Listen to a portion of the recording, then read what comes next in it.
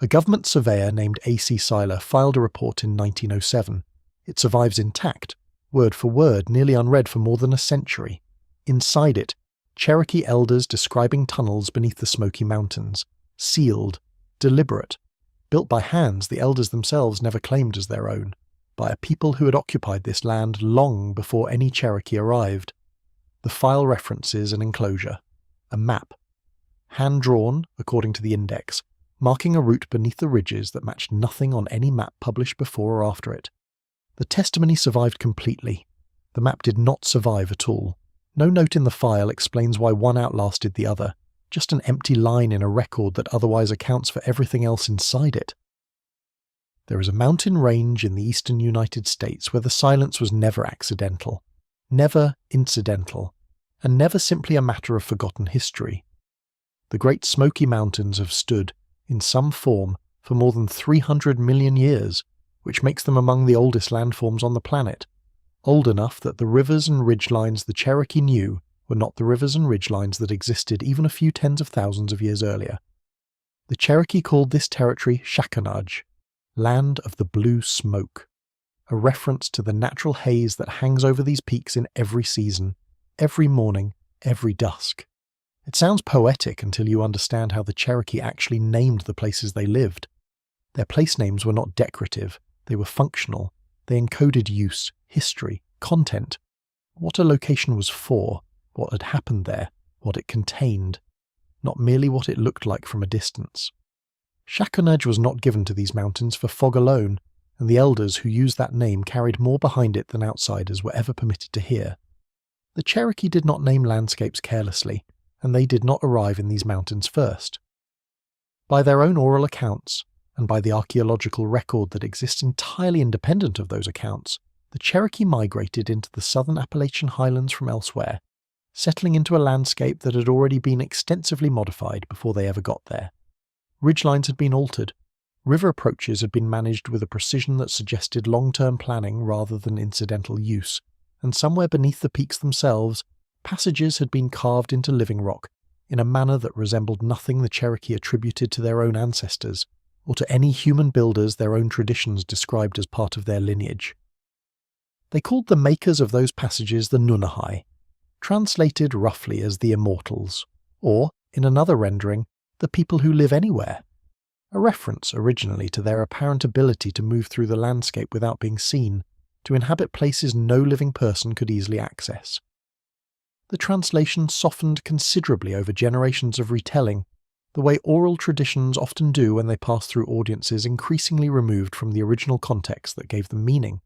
In the earliest layers of the tradition, before that softening took hold, the Nunnehi were not described as spirits at all. They were a people, builders specifically. The tunnels were their roads, and the tunnels were already old, already established, already sealed in places when the Cherokee first found them. This much was known in fragments to the first serious ethnographers who entered Cherokee territory in the final decades of the 19th century, working at a moment when the oldest generation of tradition bearers was still alive to be asked.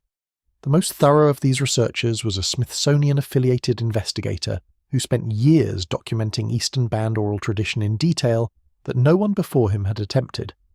He noted repeatedly in his field journals that certain subjects produced an unusual and remarkably consistent response from his informants.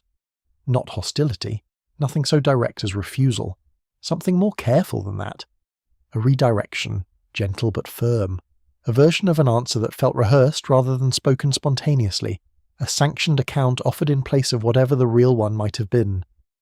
He recorded these moments of evasion rather than discarding them as failed interviews, which is part of why they survive in any form at all today. The tunnel system beneath the Smokies was one of the recurring subjects that triggered this exact pattern of careful redirection. When he asked directly about the underground passages his informants had referenced only in passing, almost accidentally, the conversation would shift, gently but consistently every time, towards safer and more general ground. He wrote, in one entry that researchers still cite, that he had the strong impression the Cherokee held a parallel account of these mountains, one running beneath everything they were willing to say aloud to an outsider holding a notebook and asking direct questions. He never obtained that parallel account, not in any complete form. What he got by his own later description were only the edges of it, fragments, allusions, things mentioned once and never returned to. Sometimes the edges are enough to trace the rough shape of what they surround, even when the centre stays hidden. What is documented and what remains undocumented are two entirely different categories, and the gap between them is exactly where this particular story lives and has always lived. The tunnels themselves are not seriously in dispute by anyone who has looked closely. Physical openings into the mountains exist, sealed in places, unsealed in others, scattered through the Smoky Range in locations long known to local communities on both sides of the state line. What is disputed and has remained disputed for more than a century is everything else surrounding those openings. Who built them, specifically? When? Within what window of time? And what the people who arrived afterward actually knew in detail about the civilization responsible for cutting them into the rock in the first place. That dispute would likely have remained pure folklore, filed away beside hundreds of other Appalachian legends collected during the same era, if not for a federal surveyor who arrived in these mountains in 1907 with no interest in any of it whatsoever, and who left days later with testimony nobody could have reasonably expected him to receive. His name was A.C. Siler. Not an ethnographer by training or temperament, not a collector of stories, sacred or otherwise. He had been sent specifically to the Qualla Boundary, the official Cherokee territory established in western North Carolina, to do straightforward land survey work, verify existing boundary claims, document current land usage, settle the kind of administrative dispute that government surveyors settled routinely in that era without ever expecting to encounter anything beyond fence lines, acreage figures, and the occasional contested property line. He was, in the most literal sense available, a bureaucratic instrument doing bureaucratic work. Bureaucratic instruments are not, as a rule, the recipients of carefully guarded oral tradition that elders had spent generations protecting from outsiders. That fact alone is precisely what makes what happened next so difficult to dismiss as simple coincidence, and it is precisely why this particular case sits differently than the more famous folklore collections assembled during the same general period. Siler arrived at the Qualla Boundary in the second half of September 1907, carrying surveying equipment and a federal mandate that had absolutely nothing to do with mythology, oral tradition, or anything that might be filed under folklore. His task, as assigned, was straightforward. Verify land claims that had been disputed, settle boundary disagreements between neighbouring claimants, document usage patterns for the federal record in a way that would hold up if challenged later. By every account that survives describing him, he was a methodical man, the kind of official who filled notebooks with precise measurements rather than personal impressions, who recorded what was said to him without embellishing it for effect. That particular methodical habit, more than anything else, is the only reason any of what follows was ever written down in the first place. Over the course of 2 days, Siler sat with several elderly Cherokee men in his official capacity, working steadily through land use questions that had nothing whatsoever to do with tunnels, ancestors, or anything beneath the literal ground he had been sent there to measure and document. One of those men was Sarlie Crow, recorded in the surviving English language documents as Charles Crow.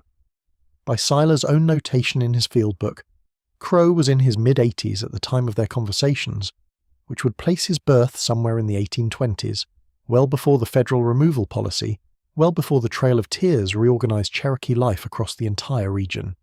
He'd grown up inside a tradition that was still, at that point in his early childhood, being transmitted in something very close to its original unaltered form by people who had themselves received it the very same way, generation folding into generation without significant interruption.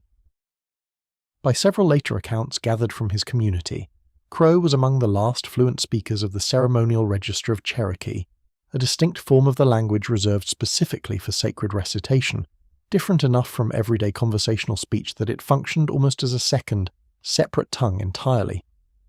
What Crow told Siler, relayed carefully through an interpreter across roughly 3 hours spread over those 2 consecutive days, was not offered in the tone or manner of folklore. It was offered, as far as the surviving notation can suggest to a careful reader, as fact, delivered in the unmistakable manner of an old man finally delivering something he has decided, after long consideration, is now safe enough to say aloud to the right listener. The tunnels beneath the Smokies were not caves, Crow said, according to Siler's careful transcription. not natural hollows that the Nunnehi had simply discovered and adapted for their own use over time. They were built, Crow insisted, deliberately, methodically, with tools and construction methods that Crow himself could not fully describe in detail, because by 1907 even the oral tradition itself had lost the specific technical vocabulary for exactly how the original construction had been accomplished. What remained, passed down faithfully across however many unbroken generations, was the basic fact of deliberate construction and a rough outline of its underlying purpose.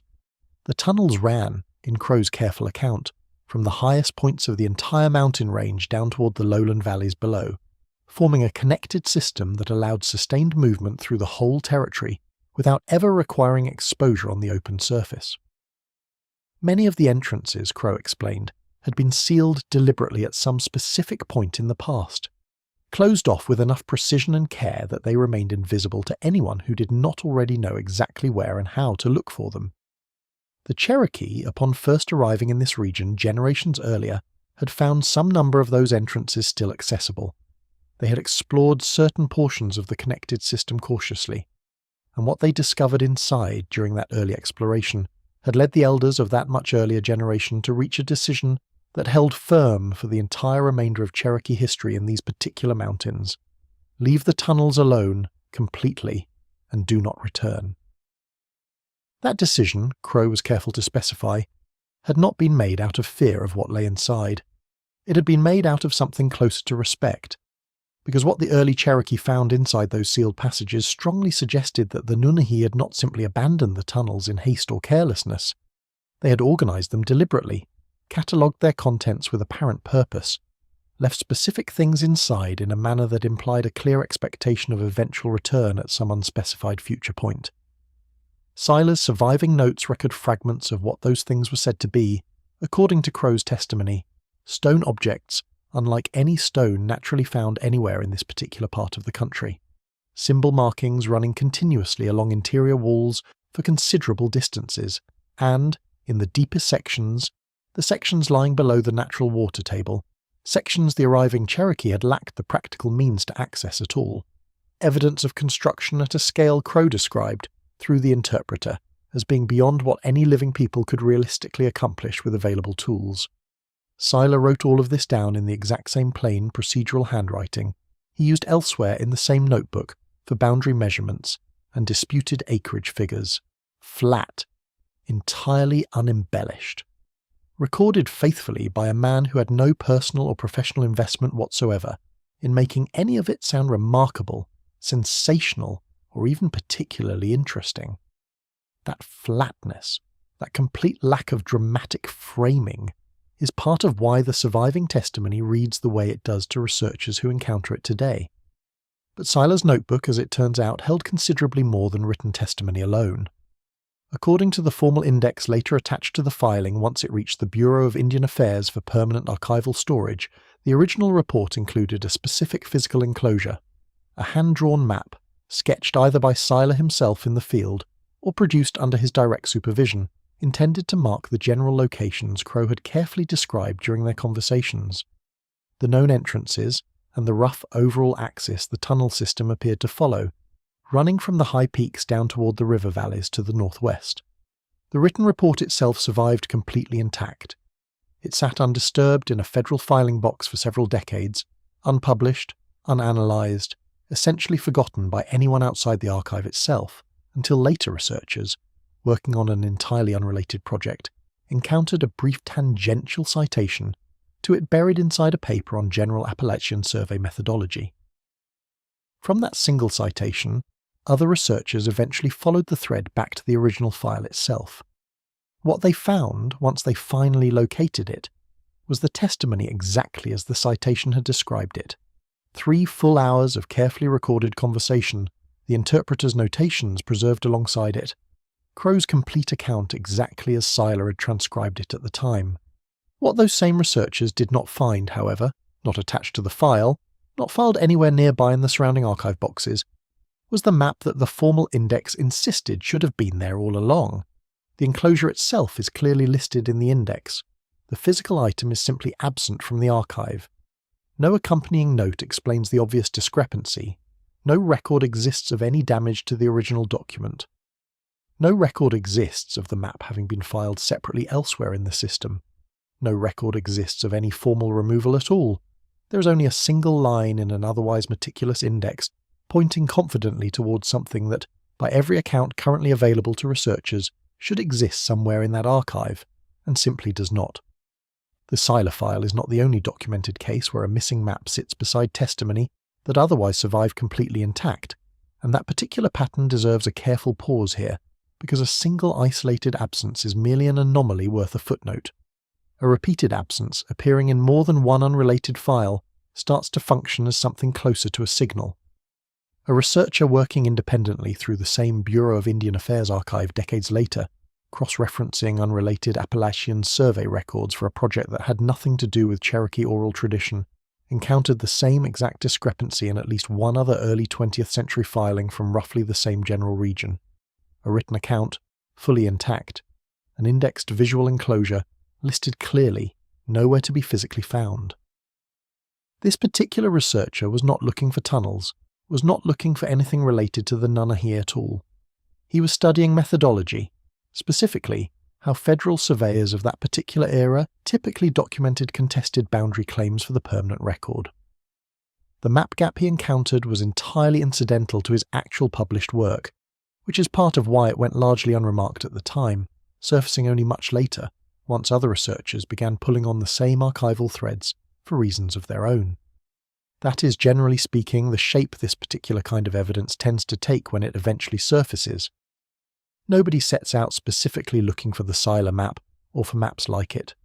People stumble onto its absence almost by accident, while researching something else entirely. They note it as a passing curiosity. They move on with their actual project. One missing enclosure inside one obscure 1907 survey file is not, taken entirely on its own, a particularly compelling story. It becomes one only once you notice exactly how specific the surviving index entry actually is. Not a vague, generalized reference to unspecified, accompanying materials of unclear nature. A discrete individual line describing precisely a hand-drawn map, complete with a brief notation of its general subject matter, sitting inside a catalogue that otherwise lists every single other document in the entire file by exact physical location within the archive's storage system.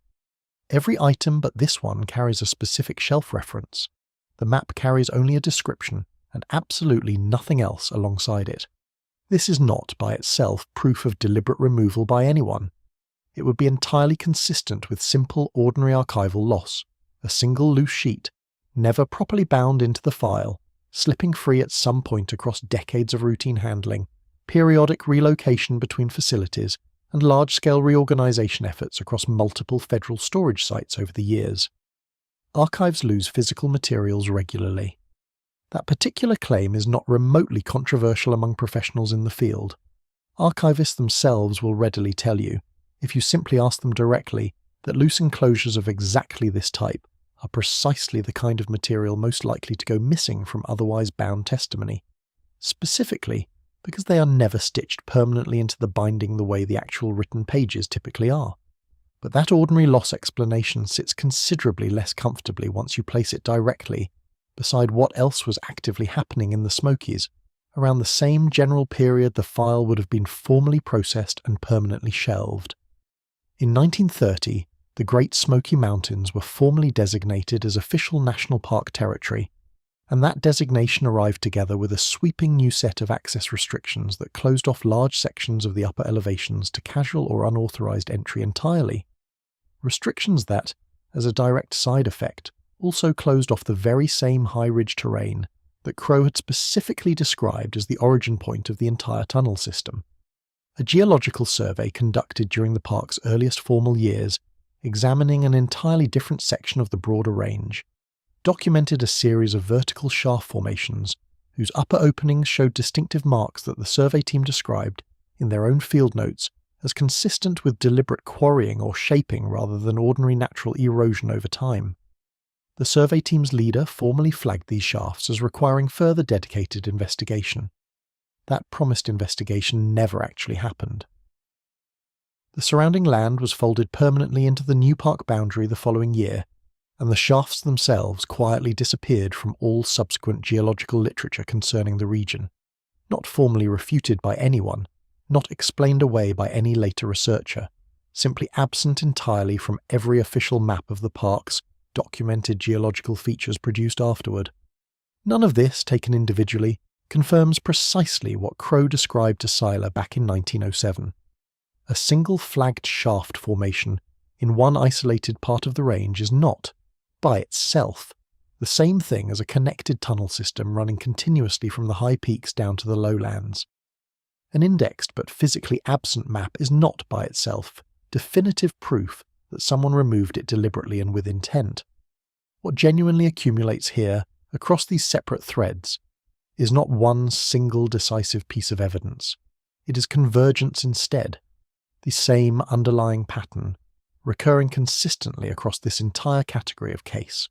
Testimony describing something highly specific, a document explicitly meant to mark its physical location, then a gap, appearing precisely where independent confirmation should logically sit, surrounded by an institutional environment that had every entirely practical reason to restrict access to that exact terrain, regardless of what anyone privately believed might actually be buried beneath it. The Cherokee living nearest to the affected terrain never needed a map of their own to begin with. They possessed something the federal record itself never managed to produce in any form: continuous, unbroken, multi-generational proximity to the actual landscape, paired directly with an oral tradition that told them, with complete clarity, precisely which specific places were never theirs to disturb in the first place. They never went looking for the particular shafts the 1929 survey team happened to flag. They never required any official survey to tell them that something significant was down there, waiting. They had already reached their own decision, generations earlier, when the very first Cherokee to reach these particular mountains found the sealed entrances waiting for them, and chose, deliberately and as a matter of collective policy, not to open them. Here is what all of this looks like, once you finally stop treating the missing map as a minor clerical footnote and start treating its absence as information in its own right, carrying real weight alongside everything else in the file. A written record survives in full, transcribed faithfully, preserved carefully across more than a century of continuous federal archiving, sitting directly beside a single indexed enclosure that simply never made the journey alongside it. That particular combination is not, on reflection, the profile of a record that nobody ever cared about. Records nobody cares about tend to get lost wholesale, pages and all, the entire file vanishing together. Or they survive wholesale instead, completely untouched, precisely because no one with authority ever bothers to open the box at all. What survives selectively, the words intact and legible, the picture conspicuously gone, points toward a specific moment of deliberate handling somewhere along the chain, a decision made by someone at some point, even if that someone left absolutely no other trace of having made it. This is not proof of anything beyond what it plainly shows. It would be dishonest, frankly, to call it proof outright, and the persistent temptation to call it that anyway is exactly what this particular kind of story has to actively resist if it hopes to be taken seriously rather than dismissed casually alongside all the surrounding noise. What it actually is, instead, is convergence. An old man's careful testimony, recorded faithfully by a surveyor who had no conceivable reason to embellish a single word of it. An index entry describing a map that should clearly exist somewhere in the archive, and conspicuously does not. A geological survey, conducted decades later in a completely different part of the same mountain range, flagging shaft formations as deliberately shaped by human hands, then never following up on that flag at all, because the surrounding land was folded permanently into a park boundary before anyone in authority ever returned to look closer. None of these individual pieces, taken entirely alone, would carry much real evidentiary weight. Together, though, all three pointing steadily at the same general terrain from three completely unconnected directions, they begin to look considerably less like simple coincidence and more like the rough outline of something real. Crow himself, according to Siler's careful notes, was notably specific about the exact conditions under which the remainder of what the Cherokee actually knew would eventually be told to someone outside the tradition. The tunnels, in his account, were never sealed permanently. This silence itself was never absolute or unconditional. It was conditional instead. held firmly in place until the right question was finally asked by someone who already understood enough of the underlying answer that telling them the rest of it would not prove genuinely dangerous in some way. Siler never recorded anywhere in his surviving notes exactly what Danger Crow actually meant by that careful phrasing. Perhaps it referred to the tunnels themselves, physically. Perhaps it referred instead to something about how the knowledge itself would ultimately be received, misused, or casually dismissed by people entirely unprepared to hold it with appropriate care. Crow himself did not specify further. Siler either did not think to ask directly, or simply did not bother writing down the asking afterward. What remains today, in the surviving record, is only the bare condition itself, a door left deliberately and slightly open, rather than firmly closed for good. It is genuinely worth sitting with, for a moment, exactly why a federal land surveyor ended up being the one who received any of this remarkable testimony in the first place. Siler was not actively seeking sacred knowledge of any kind. He was simply checking disputed boundary lines, doing his assigned job. That basic professional neutrality may be exactly why Crow chose to speak with him at all, not because Siler had patiently earned a deep trust through years of careful relationship building, the way an embedded ethnographer might have over time, but precisely because Siler represented something else entirely, an official bureaucratic channel, recorded permanently and filed directly into a government archive, whether or not anyone with real authority ever actually bothered to read it afterward. Testimony given freely to a folklorist can always be reframed later, softened considerably over time, mythologized gradually into something safer and more palatable for outside audiences. Testimony given instead to a working government surveyor becomes, by contrast, an actual official record. It exists afterward on entirely different terms than mere folklore ever could. Perhaps that distinction mattered enormously to Crow personally. Perhaps an old man who had faithfully carried something difficult his entire life finally understood that the only real way to make even a single piece of it permanent was to hand it deliberately to someone whose actual job was simply to write things down accurately and file them away properly, not to interpret them, reshape them, or soften them for easier consumption. The map Crow apparently helped to commission, although it was sketched carefully alongside his spoken testimony, may ultimately have been judged by someone, at some later point, to be too specific and too literal a thing to file safely beside words that could still, if necessary, be explained away comfortably as mere folklore. A spoken description can always be reread later as legend, as colourful tradition, as something less than literal fact. A carefully drawn route, keyed directly to actual physical terrain, is an entirely different kind of object altogether. It points directly towards something, rather than merely describing it abstractly. Whether the map itself was lost through perfectly ordinary archival entropy over the decades, or instead deliberately set aside by someone unwilling to let a literal map of such a specific claim circulate freely, the practical result today remains exactly the same either way. The words themselves stayed intact. The actual way to the place they described did not. The ridgeline Crow carefully described back in 1907 is, as far as anyone can determine, still sitting there today, entirely unchanged, regardless of whatever ultimately happened to the single piece of paper meant to mark it precisely. The shaft formations the 1929 survey team flagged for further investigation remain, to this day, still safely inside park boundaries that have never once been formally reopened for the kind of dedicated investigation that might finally resolve what they actually are. The tunnels themselves, assuming they exist exactly as Crow once carefully described them, do not require any federal filing whatsoever to remain genuinely real underground.